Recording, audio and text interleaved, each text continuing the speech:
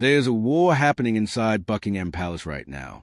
No guns, no headlines that tell the full truth, just quiet men in good suits, deciding, behind closed doors, whether Prince Harry gets to see his own father. And according to royal insiders, this isn't a family disagreement anymore. It's something colder, something organized.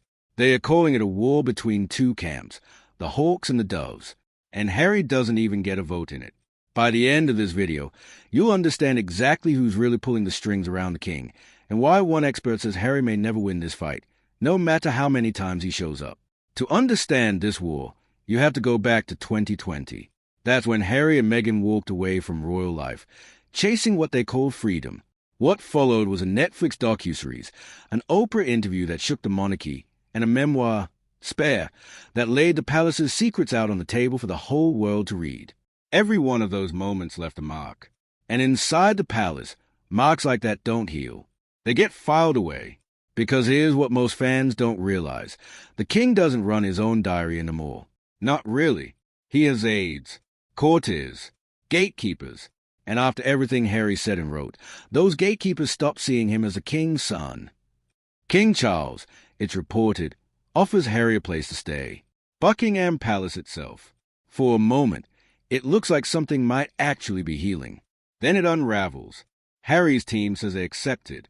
Buckingham Palace says he missed the deadline. Back and forth, statement after statement, each side quietly blaming the other in the press. One insider even called it the maddest briefing war they'd seen in years. Within days, the offer was withdrawn. Harry is left to find private, undisclosed accommodation like a stranger in the city he grew up in. And that's when a chilling detail starts to surface. This wasn't a scheduling mistake at all.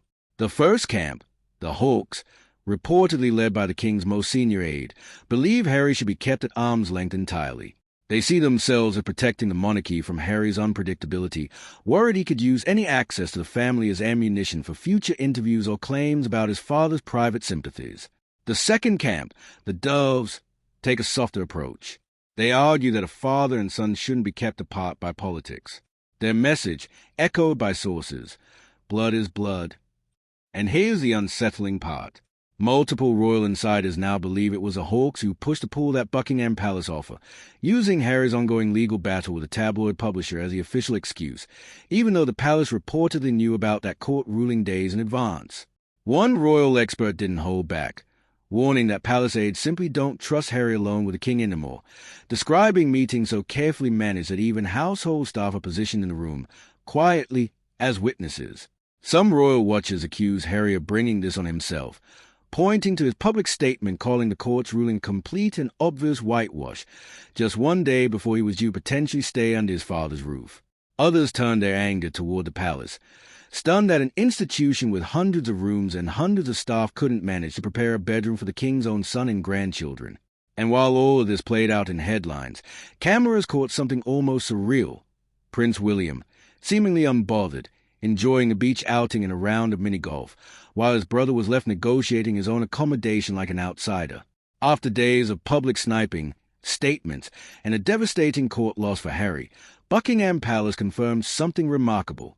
Harry, Meghan, and their children quietly met with King Charles and Queen Camilla, privately, away from the cameras that had followed every other moment of this trip, at the king's own country residence. It wasn't the grand, photograph reunion royal fans had hoped for. There was no official photo release, no statement dripping with warmth. Just a quiet family meeting, arranged, some insiders suggest, almost in spite of the Hawks, not because of them, which raises the real question this entire saga has been building toward. As of now, Harry has continued his UK visit, turning his focus to the Invictus Games, marking the one-year countdown to Birmingham 2027, and reconnecting with a community of wounded veterans who call him their patron and, in their words, one of us. But the deeper story hasn't gone away. Royal insiders are already predicting departures among the king's staff in the coming months, as tensions between the Hawks and Dove continue to simmer beneath the surface. Because here's the uncomfortable truth this whole saga exposed. This was never really about a bedroom, or a deadline, or withdrawn invitation.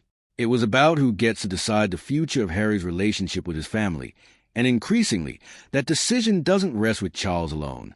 So the next time you see Harry and his father photographed together, smiling for the cameras, remember what's happening just outside the frame.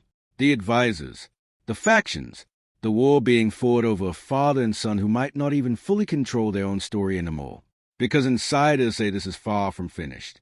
And the next battle in the secret royal war may already be closer than anyone thinks. If you want to know exactly who inside the palace is next to fall, and which royal aid could be forced out within months, make sure you're subscribed, because that story is coming next.